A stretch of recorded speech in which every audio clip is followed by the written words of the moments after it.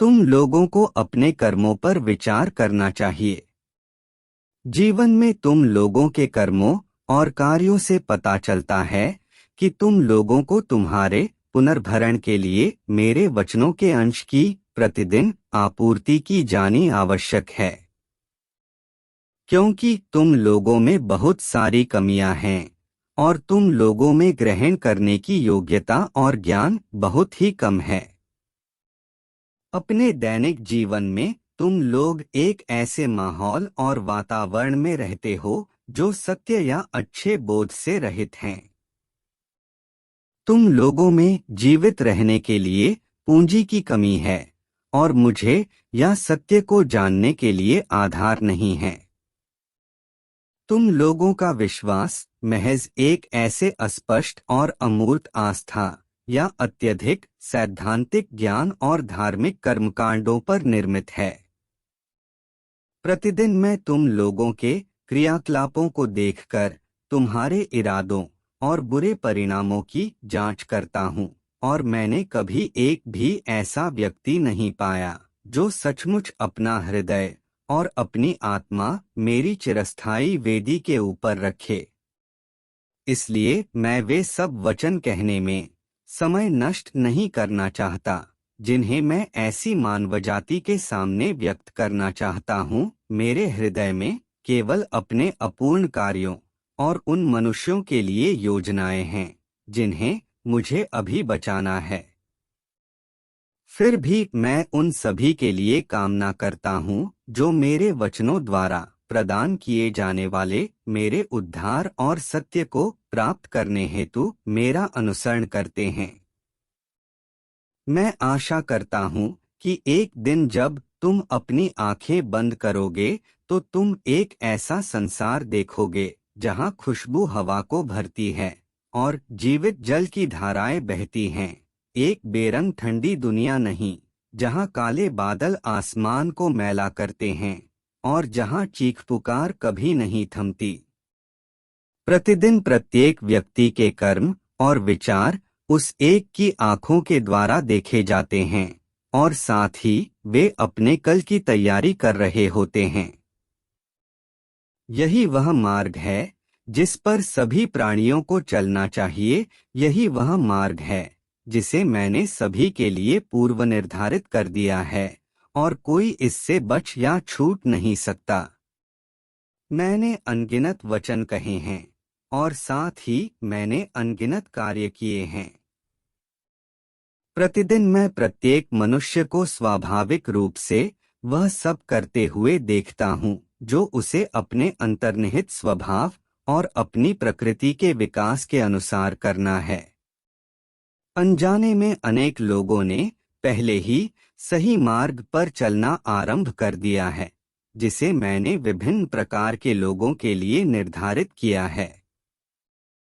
इन विभिन्न प्रकार के लोगों को मैंने लंबे समय से विभिन्न वातावरणों में रखा है और अपने अपने स्थान पर प्रत्येक ने अपनी अंतर्निहित विशेषताओं को व्यक्त किया है। उन्हें कोई बांध नहीं सकता और कोई उन्हें बहका नहीं सकता। वे पूर्ण रूप से स्वतंत्र हैं और वे जो अभिव्यक्त करते हैं वह स्वाभाविक रूप से अभिव्यक्त होता है। केवल एक चीज उन्हें नियंत्रण में रखती है, मेरे वचन। इस तरह कुछ लोग मेरे वचन अनमने भाव से पढ़ते हैं, कभी उनका अभ्यास नहीं करते, केवल मृत्यु से बचने के लिए ऐसा करते हैं, जबकि कुछ लोगों के लिए मेरे वचनों के मार्गदर्शन और आपूर्ति के बिना दिन गुजारना कठिन होता है और इसलिए वे स्वाभाविक तौर पर मेरे वचनों को हर समय थामे रहते हैं। जैसे जैसे समय बीतता है वे मनुष्य के जीवन के रहस्य, मानवजाति के गंतव्य और मनुष्य होने के महत्व की खोज करते जाते हैं। मानवजाति मेरे वचनों की उपस्थिति में इससे अलग कुछ नहीं है और मैं बस चीजों को उनके अपने हिसाब से होने देता हूँ। मैं ऐसा कुछ नहीं करता जो लोगों को मेरे वचनों को अपने अस्तित्व का आधार बनाने के लिए बाध्य करे। तो जिन लोगों में कभी विवेक नहीं रहा और जिनके अस्तित्व का कभी कोई मूल्य नहीं रहा, वे बेधड़क मेरे वचनों को दरकिनार कर देते हैं और चुपचाप चीजों को घटित होते देखने के बाद जो चाहते हैं करते हैं। वे सत्य से और उस सब से जो मुझसे आता है घृणा करने लगते हैं। इतना ही नहीं, वे मेरे घर में रहने से भी घृणा करते हैं।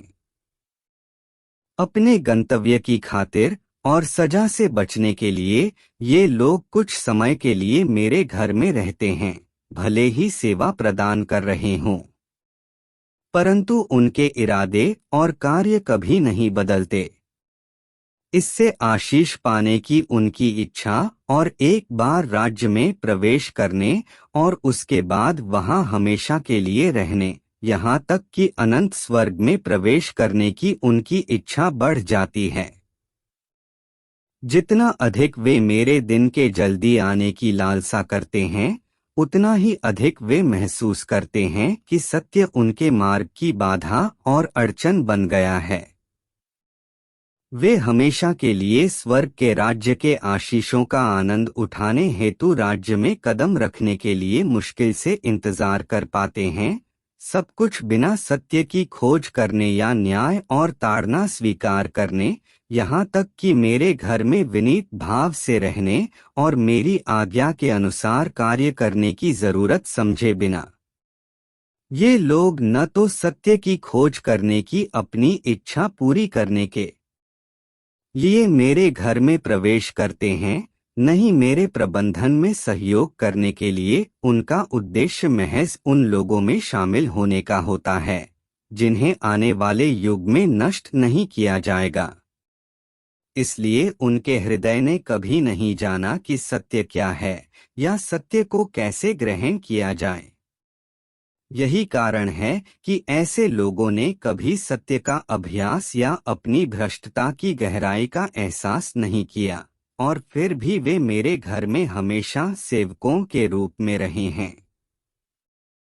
वे धैर्यपूर्वक मेरे दिन के आने का इंतजार करते हैं और मेरे कार्य के तरीके से यहाँ वहाँ उछाले जाकर भी थकते नहीं। लेकिन भले ही उनकी कोशिश कितनी भी बड़ी हो और उन्होंने उसकी कुछ भी कीमत चुकाई हो, किसी ने उन्हें सत्य के लिए कष्ट उठाते हुए या मेरी खातिर कुछ देते हुए नहीं देखा। अपने हृदय में वे उस दिन को देखने के लिए बेचैन हैं जब मैं पुराने युग का अंत करूंगा, और इससे भी बढ़कर वे यह जानने का इंतजार नहीं कर सकते कि मेरा सामर्थ्य और मेरा अधिकार कितने विशाल हैं।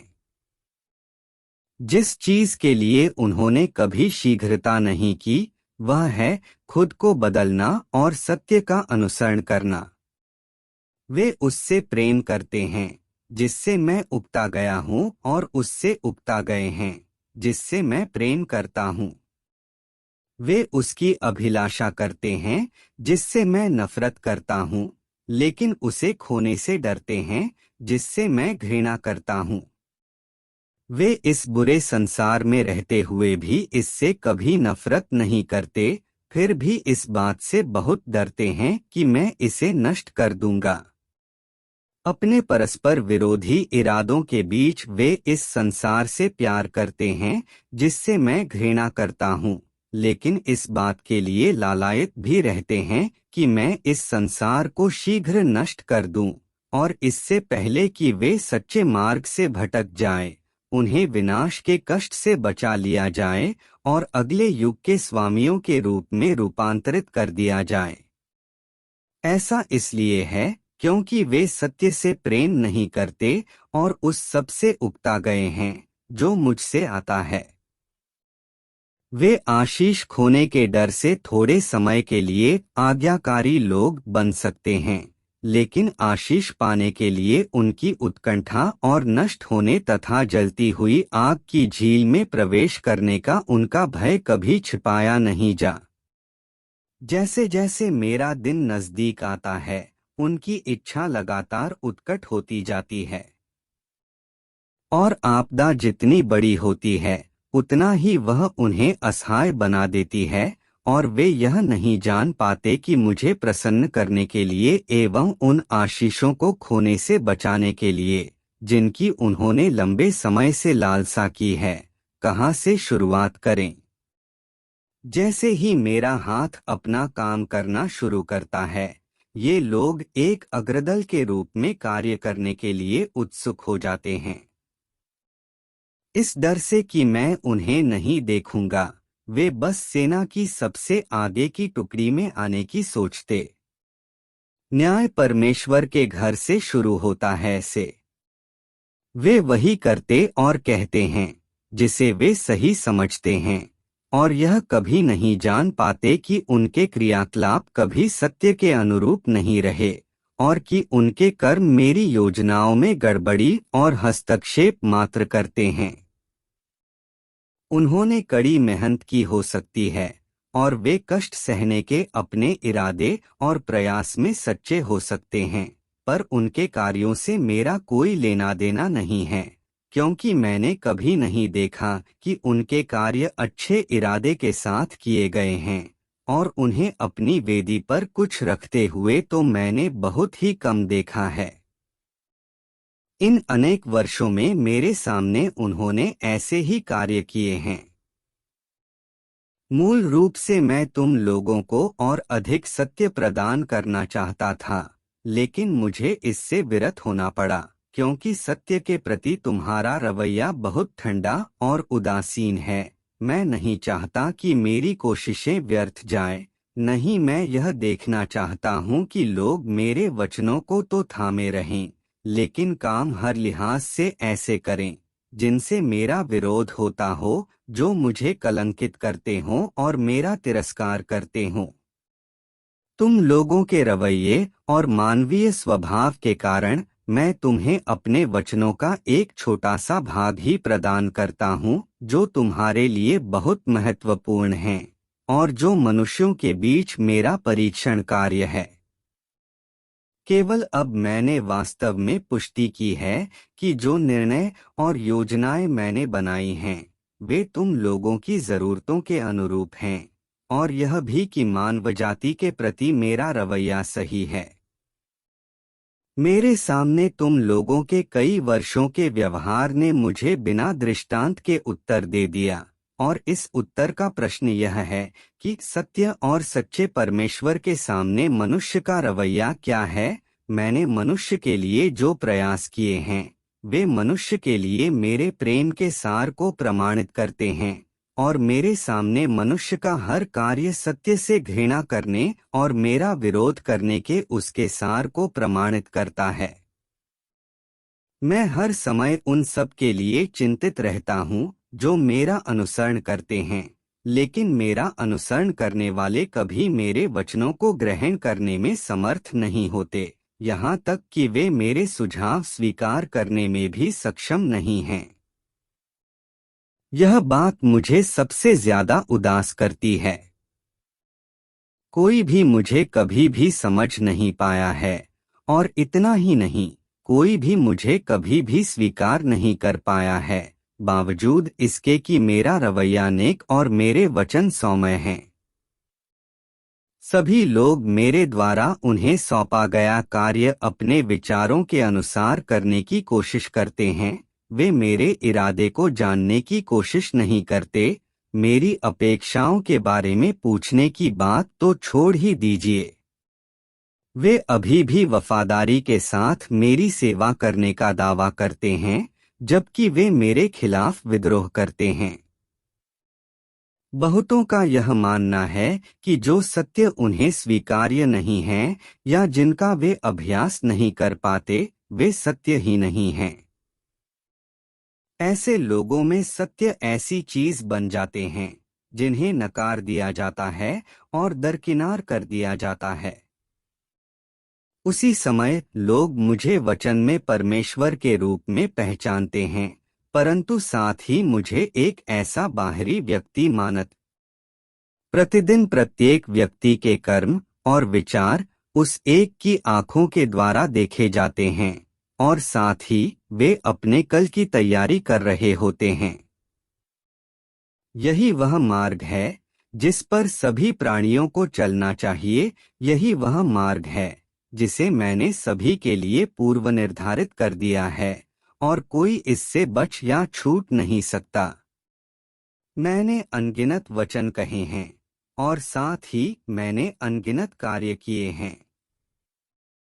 प्रतिदिन मैं प्रत्येक मनुष्य को स्वाभाविक रूप से वह सब करते हुए देखता हूँ जो उसे अपने अंतर्निहित स्वभाव और अपनी प्रकृति के विकास के अनुसार करना है।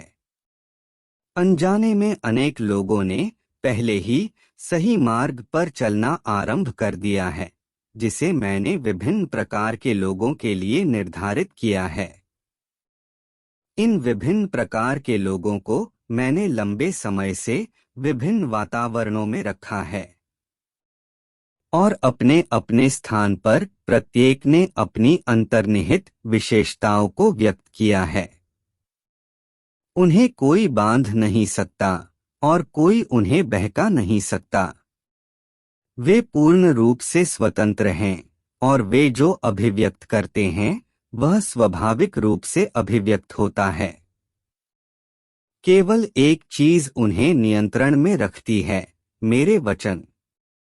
इस तरह कुछ लोग मेरे वचन अनमने भाव से पढ़ते हैं, कभी उनका अभ्यास नहीं करते, केवल मृत्यु से बचने के लिए ऐसा करते हैं, जबकि कुछ लोगों के लिए मेरे वचनों के मार्गदर्शन और आपूर्ति के बिना दिन गुजारना कठिन होता है और इसलिए वे स्वाभाविक तौर पर मेरे वचनों को हर समय थामे रहते हैं।